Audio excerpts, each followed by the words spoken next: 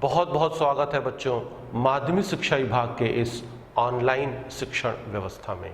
मैं Mithilesh Kumar Nishad, lecturer physics, राजकीय jubilee inter college Gorakhpur से आज कक्षा 11 के भौतिक विज्ञान विषय के साथ उपस्थित हुआ हूँ। आज का जो हमारा अध्याय है उसका नाम कणों के निकाय एवं घूर्णी गति है और आज मैं इसका पहला भाग आपके समक्ष लेकर आया हूँ। आइए बात करते हैं चर्चा के बिंदु की। आज के जो चर्चा के बिंदु हैं, सबसे पहले हम बात करेंगे दृढ़ पिंड की, दृढ़ पिंड के गतियों की और उसके बाद द्रव्यमान केंद्र की परिभाषा पे चर्चा होगी। उसके बाद आपको कुछ क्वेश्चंस कराए जाएंगे, अंत में आपको गृह कार्य दिया जाएगा।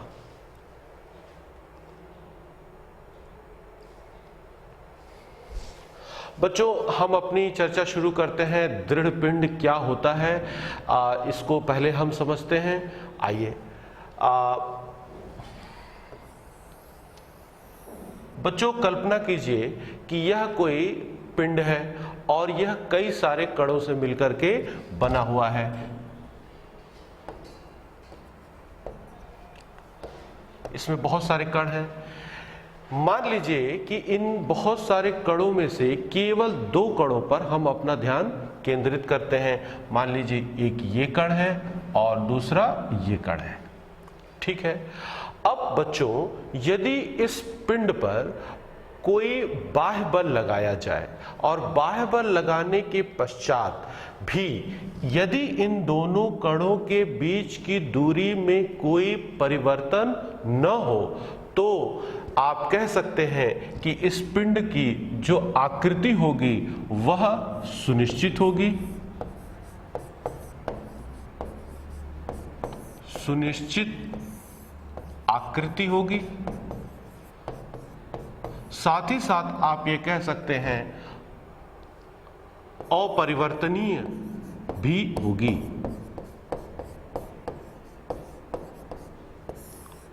तो 2 शब्द निकल करके आए कि यदि किसी पिंड पर हम बाह्य बल लगाएं और यदि उसके किन्हीं भी 2 कणों के बीच की दूरी में कोई परिवर्तन न हो तो निश्चित रूप से उस पिंड की आकृति सुनिश्चित होगी और अपरिवर्तनीय होगी।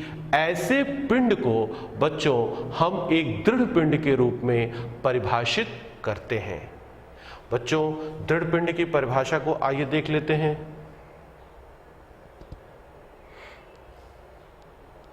एक आदर्श दृढ़ पिंड ऐसा पिंड है जिसकी एक सुनिश्चित और अपरिवर्तनीय आकृति होती है और इस प्रकार के ठोस के सभी कण युग्मों के बीच की दूरियां बल लगाने पर परिवर्तित नहीं होती हैं।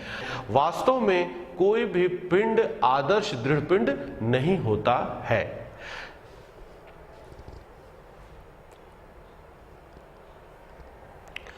आइए अब बात करते हैं कि एक दृढ़ पिंड में कितने प्रकार से गतियां हो सकती हैं।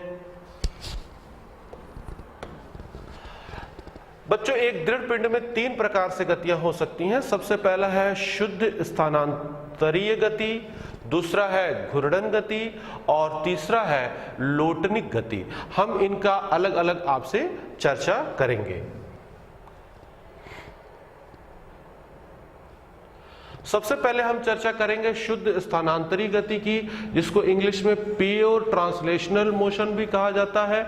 और ये क्या है इसको पहले हम समझाते हैं, फिर उसके बाद हम डेफिनेशन पर आएंगे।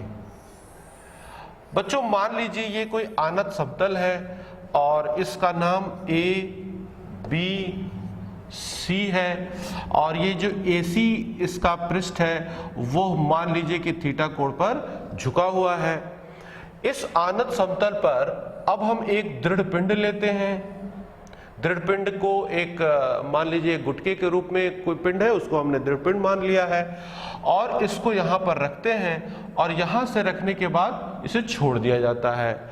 बच्चों, आप सहज अनुमान लगा सकते हैं कि ये जो ब्लॉक है यह धीरे धीरे नीचे की ओर फिसलने लगेगा, सरकने लगेगा और बिंदु C से चलते हुए वो बिंदु A तक पहुंच जाएगा। इस प्रकार जब यह पिंड गति कर रहा हो तो आइए इसके भिन्न भिन्न कणों की गतियों पर विचार करें। मान लीजिए कि इस पिंड में कुछ बिंदु हैं, कण हैं, जैसे P1, P2 और यहां पर मान लीजिए P3। जब यह दृढ़ पिंड गति कर रहा है, नीचे की तरफ स्लाइड कर रहा है, तो आप देखें कि कण P1, कण P2 और P3 तीनों के जो गति की दिशाएं हैं वे एक समान हैं। साथ ही साथ ये इस पिंड के जितने भी कण हैं वे एक साथ गतिमान हैं। तो हम कह सकते हैं कि इस दृढ़ पिंड के जो भी कण हैं वे सभी कण एक समान वेग से गतिमान हैं। तो अब यही हमारा आधार बनेगा इसकी परिभाषा का। मतलब ये हुआ बच्चों कि यदि कोई दृढ़ पिंड इस प्रकार से गति करे कि उसके जितने भी कण हैं वे सभी एक समान वेग से गति करें, तो ऐसे गति को, दृढ़ पिंड की ऐसी गति को हम शुद्ध स्थानांतरीय गति कहते हैं। आइए इसकी परिभाषा देखते हैं। शुद्ध स्थानांतरित गति में किसी क्षण विशेष पर पिंड का प्रत्येक कण एक समान वेग से गति करता है, जैसा कि मैंने आपको चित्र में यहां पे दिखाया।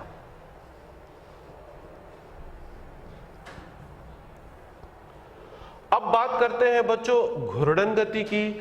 घूर्णन गति को समझने के लिए आइए पहले हम एक एग्जांपल से शुरू करते हैं, फिर डेफिनेशन पर हम पहुंचेंगे।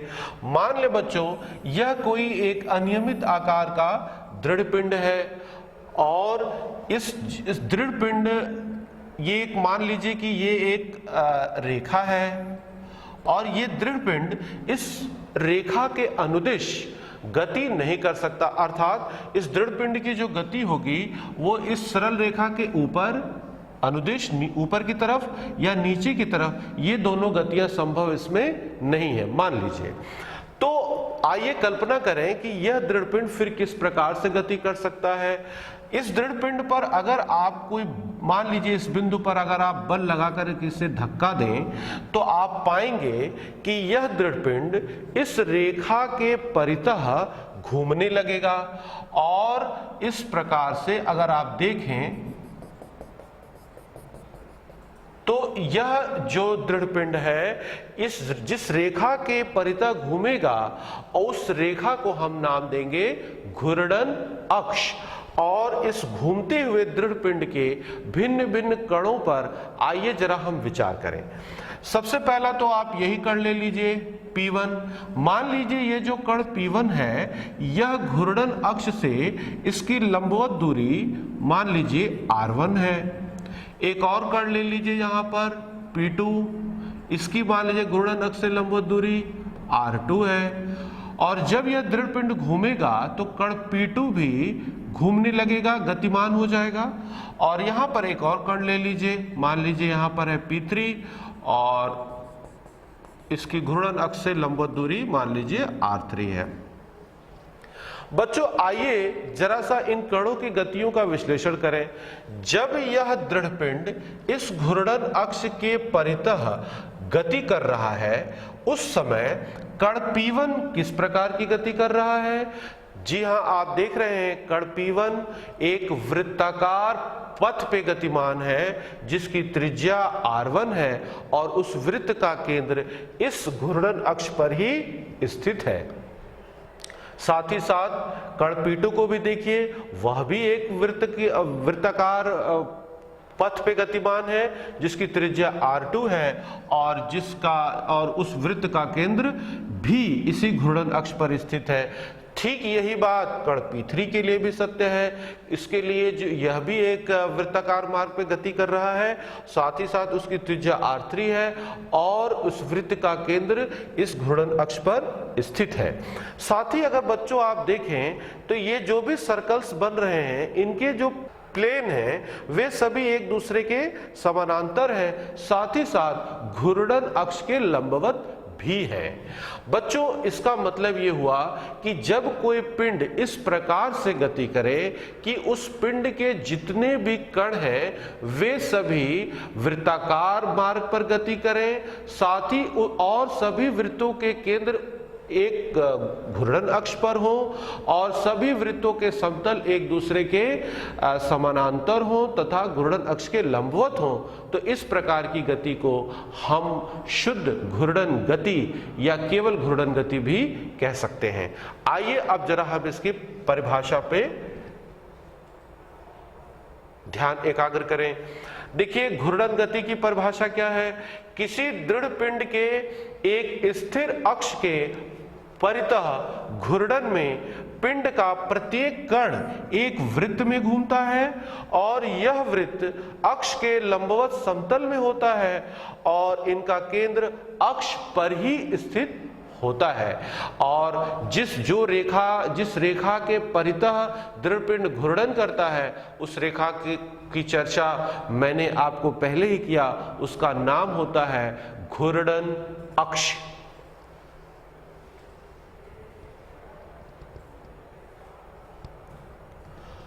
अब घूर्णन गति के कुछ उदाहरणों को बच्चों देख लीजिए।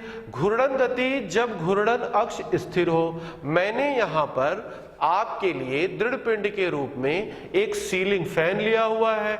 बच्चों यह देख लीजिए, ये सीलिंग फैन जो है जब यह गति करता है तो इसकी गति की आप कल्पना कीजिए। ये जो रेखा आप देख रहे हैं यह घूर्णन अक्ष है और ये इस दृढ़ पिंड पर कोई कण आप ले लीजिए P1, यहां पर मान लीजिए कोई कण P2 ले लीजिए। जब यह सीलिंग फैन घूर्णन गति करेगा, घूमेगा, तो आप कण P1 की गति की कल्पना करें तो यह एक सर्कल बनाएगा और उस सर्कल का जो सेंटर होगा वह इस घूर्णन अक्ष पर ही स्थित होगा। इस प्रकार से आप देखें तो इस सीलिंग फैन का प्रत्येक कण एक वृत्ताकार मार्ग पर गति कर रहा है, जबकि सीलिंग फैन स्वयं घूर्णन गति कर रहा है। एक चीज और ध्यान देना है बच्चों कि वे कण जो ठीक ठीक इस घूर्णन अक्ष पर ही स्थित होंगे वे गति नहीं करते हैं।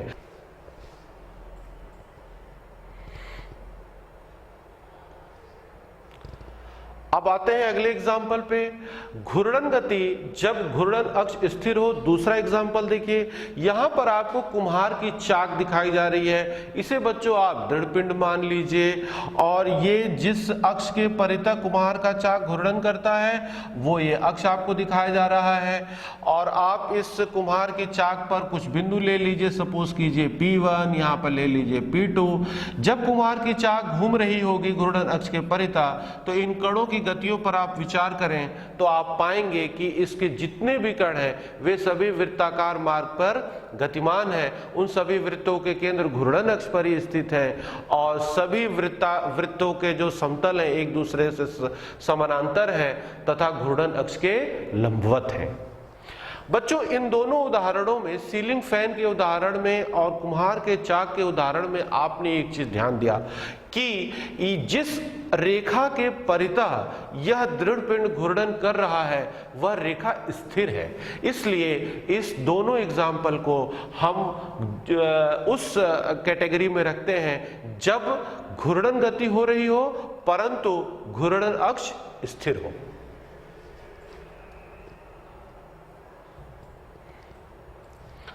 आइए अब एक ऐसे उदाहरण की चर्चा करते हैं जिसमें कोई दृढ़ पिंड घूर्णन तो कर रहा है परंतु उसका घूर्णन अक्ष स्थिर नहीं है। बच्चों एक जाना पहचाना आपके सामने वस्तु है, आप देख सकते हैं, इसे हम कहते हैं लट्टू। बच्चों इस लट्टू की गति का जब आप आकलन करें तो आप पाएंगे कि यह जो लट्टू है वह बिंदु जो पृथ्वी के संपर्क में है, मान लीजिए कि अगर वह बिंदु स्थिर है और उसमें कोई स्थानांतरी गति नहीं हो रहा है तो इस बिंदु से होकर के जाने वाली जो रेखा है इसी के परितः यह लट्टू घूर्णन कर रहा है, अर्थात यही इसका घूर्णन अक्ष है। साथ ही साथ अगर आप ध्यान दें तो ये जो घूर्णन अक्ष है ये इस जेड एक्सिस के परितः ये घूर्णन अक्ष भी गति कर रहा है और गति करने के दौरान जेड अक्ष के परितः एक शंकु का निर्माण कर रहा है। आप देखिए ये जो घूर्णन अक्ष है ये देखिए एक शंकु बना रहा है। लेकिन एक ऐसा बिंदु है बच्चों जो स्थिर है, वो है वह बिंदु जहां पर यह लट्टू पृथ्वी के संपर्क में आता है, अर्थात वह संपर्क बिंदु, और ये संपर्क बिंदु स्थिर रहेगा।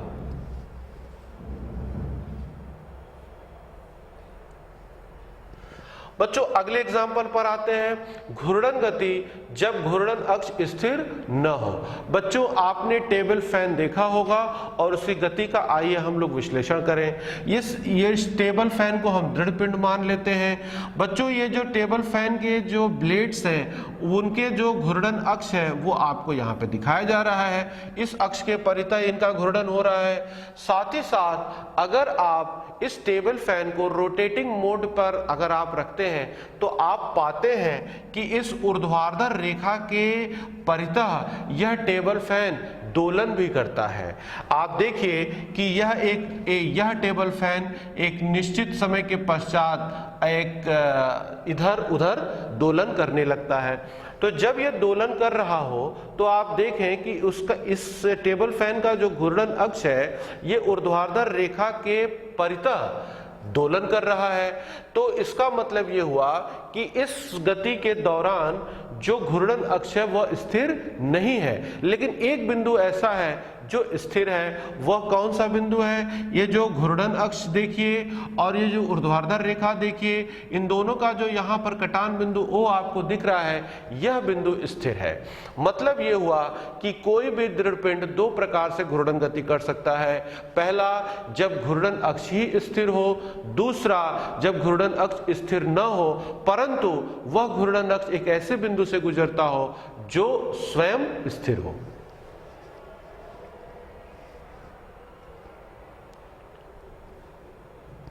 बच्चों अब हम बात करते हैं लोटनिक गति की। आइए एक बार फिर एक इंक्लाइंड प्लेन ले लेते हैं, आनत समतल ले लेते हैं। इसका नाम ABC है और इस बार हम एक बेलनाकार वस्तु को लेकर बिंदु C पर रखते हैं। मान लीजिए बेलनाकार वस्तु इस प्रकार से है, इस बिंदु C पर इसे रखा गया है और यदि बिंदु C पर रख करके इसे छोड़ दिया जाए तो आप पाते हैं कि ये बेलनाकार वस्तु धीरे धीरे नीचे की ओर लुढ़कने लगता है और बिंदु C से बिंदु A पर आ जाता है। इस दौरान आपने देखा कि इस बेलनाकार वस्तु का बिंदु C से बिंदु A तक स्थानांतरण हुआ है, परंतु क्या यह जो स्थानांतरण हुआ है यह शुद्ध स्थानांतरी गति है? आइए इसे हम समझने की कोशिश करें। आइए इस दृढ़ पिंड के कुछ बिंदुओं को ले लेते हैं। मान लीजिए ये P1 है, ये P2 है, ये P3 है और यहाँ P4 है और ये P5 है। बच्चों चूंकि यह जो बेलनाकार वस्तु है वह लुढ़क रही है, इसलिए अगर हम इन कणों के गति की दिशाओं पर अगर हम चर्चा करें तो बिंदु P1 का जो गति की दिशा होगी वो तो जिधर स्थानांतरण हो रहा है उसी तरफ होगा। P3 की भी दिशा इधर ही होगी। P5 की दिशा स्पर्श रेखा में नीचे की तरफ होगी, जबकि P4 की दिशा इस तरफ होगी। और बच्चों अगर हम इस लुढ़कती हुई वस्तु का माइन्यूट ऑब्जर्वेशन करें तो आप पाएंगे कि ये बिंदु P2 का वेग 0 है। इस प्रकार आप देखिए कि ये जो लुढ़कता हुआ बेलन है इसके भिन्न भिन्न कणों के वेग की दिशाएं भिन्न भिन्न है, या हम कह सकते हैं कि ये जो भिन्न भिन्न कण हैं इनके भिन्न भिन्न वेग हैं। तो निश्चित रूप से बच्चों ये शुद्ध स्थानांतरी गति तो नहीं हो सकता। फिर ये कौन सी गति है? अगर आप ध्यान दें तो स्थानांतरण तो इसमें हो रहा है, लेकिन साथ साथ एक और गति भी हो रही है, वो है इस बेलनाकार वस्तु के केंद्र के परितः, केंद्र से होकर के जाने वाली अक्ष के परितः इस वस्तु में घूर्णन भी हो रहा है। इसका अर्थ ये हुआ कि यह स्थानांतरी गति और घूर्णन गति दोनों के संयोजन से मिलने वाली गति है और इस प्रकार की गति का नाम हम देते हैं लोटनिक गति। आइए इसके डेफिनेशन पे विचार करते हैं। बच्चों लोटनिक गति क्या है? यह दो गतियों का संयोजन होता है, जिसमें पहली गति तो आपको बताया ही गया है, स्थानांतरी गति, साथ ही साथ एक स्थिर अक्ष के परितः घूर्णन गति भी इसमें होती है। बच्चों अब आते हैं एक महत्वपूर्ण निष्कर्ष पे कि दृढ़ पिंड कितने प्रकार से गतियां कर सकते हैं, इसकी चर्चा हम लोगों ने विधिवत किया। अब एक निष्कर्ष पर हम आते हैं। निष्कर्ष क्या है? एक ऐसा दृढ़ पिंड जो किसी बिंदु पर या किसी रेखा के अनुदिश स्थिर हो, केवल घूर्णन गति ही कर सकता है। जो पिंड किसी प्रकार भी स्थिर न हो वह या तो स्थानांतरण गति करेगा या घूर्णन और स्थानांतरण दोनों प्रकार की संयोजित गति करेगा, और इस संयोजित गति को आपको बताया गया है, उसे हम कहते हैं लोटनिक गति। बच्चों इस निष्कर्ष को आप ध्यानपूर्वक समझने का कोशिश कीजिए। आइए बच्चों अब बात करते हैं सेंटर ऑफ मास यानी द्रव्यमान केंद्र का। ये एक बहुत ही महत्वपूर्ण कंसेप्ट है, आइए इसे समझें। बच्चों पिछले अध्यायों में आपने गति के नियमों का विधिवत अध्ययन किया।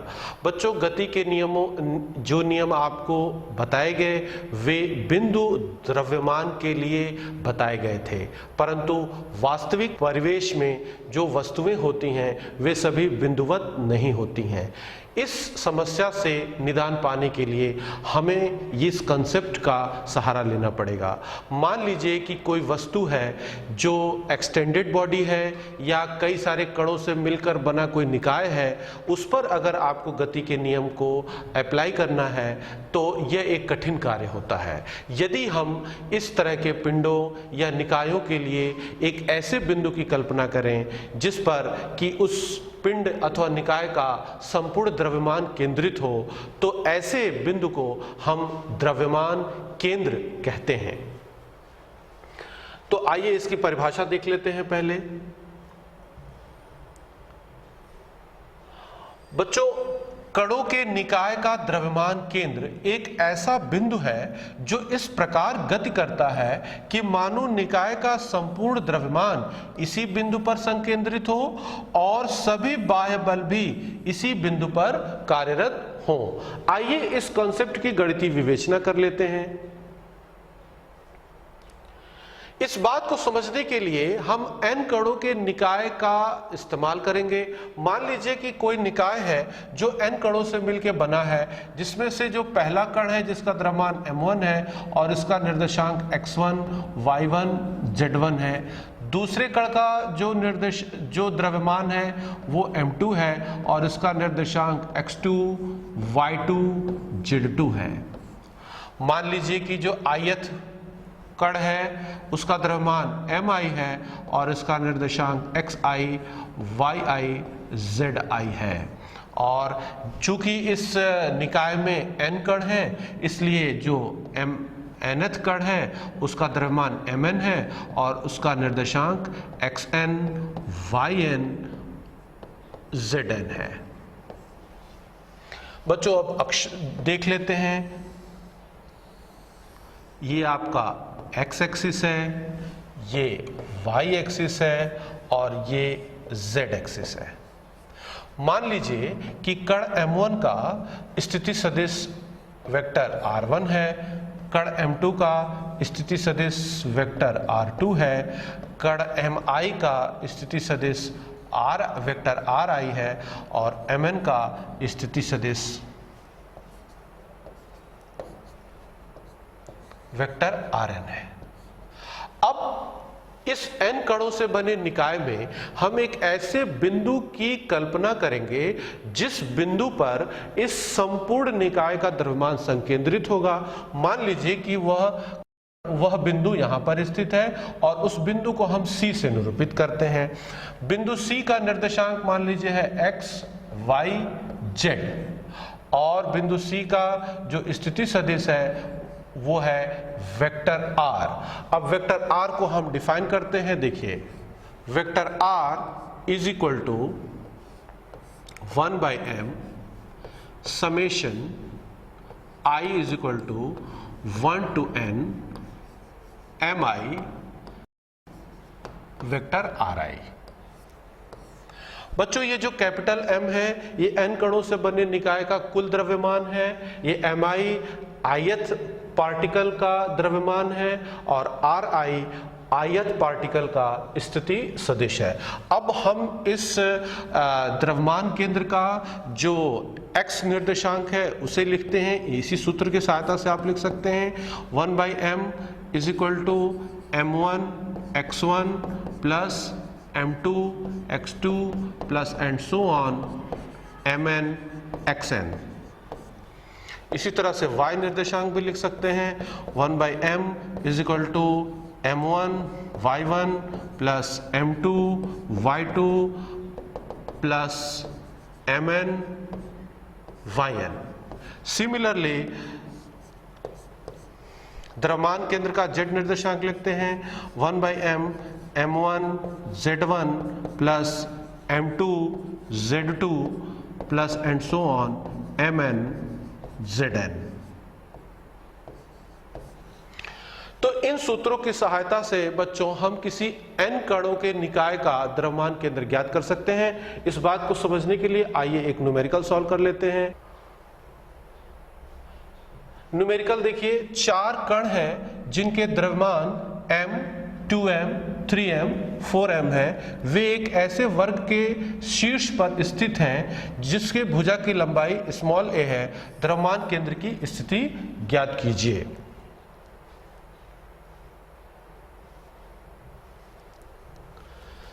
देखिए एक वर्ग बनाते हैं,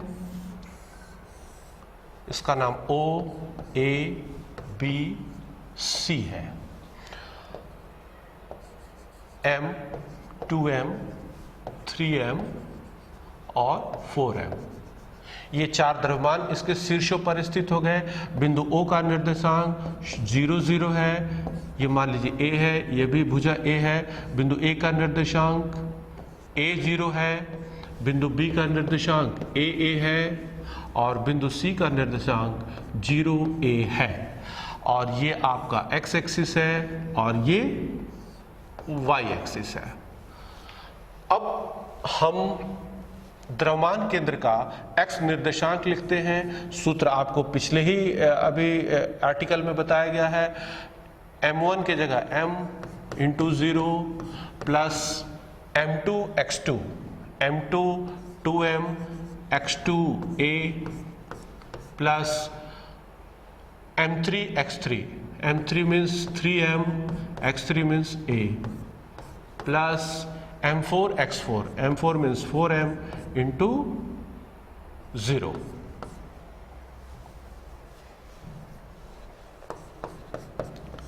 divided by m plus 2m plus 3m plus 4m। इसे सॉल्व करते हैं, ये कैंसिल हो जाएगा, 0 हो जाएगा, ये भी 0 हो जाएगा। फाइनली ये हो जाएगा 5ma अपॉन 10m। ये कैंसिल हो जाएगा। फाइनली जो आएगा x is equal to a/2। यानी द्रव्यमान केंद्र का जो x निर्देशांक हो गया a/2। सिमिलरली द्रव्यमान केंद्र का y निर्देशांक भी आप पिछले आर्टिकल में बताए गए सूत्र से निकाल सकते हैं और ये आएगा 7a/10। इस प्रकार से द्रव्यमान केंद्र का जो निर्देशांक होगा वो होगा a/2 और 7a/10। बच्चों इस प्रकार आपने देखा कि सूत्र का प्रयोग करके हमने किसी 4 कण से बने निकाय का द्रव्यमान केंद्र का स्थिति जान लिया। अब हम आते हैं आज के गृह कार्य पे। गृह कार्य बहुत ही साधारण है बच्चों, कि आपको याद करना है कि द्रव्यमान केंद्र किसे कहते हैं और जो सममित आकार की वस्तुएं हैं जैसे गोला, बेलन, त्रिभुज, छल्ला, इनके द्रव्यमान केंद्रों की स्थिति आपको ज्ञात करनी है। हालांकि इसकी चर्चा हम अगले लेक्चर्स में भी करेंगे। तब तक के लिए धन्यवाद।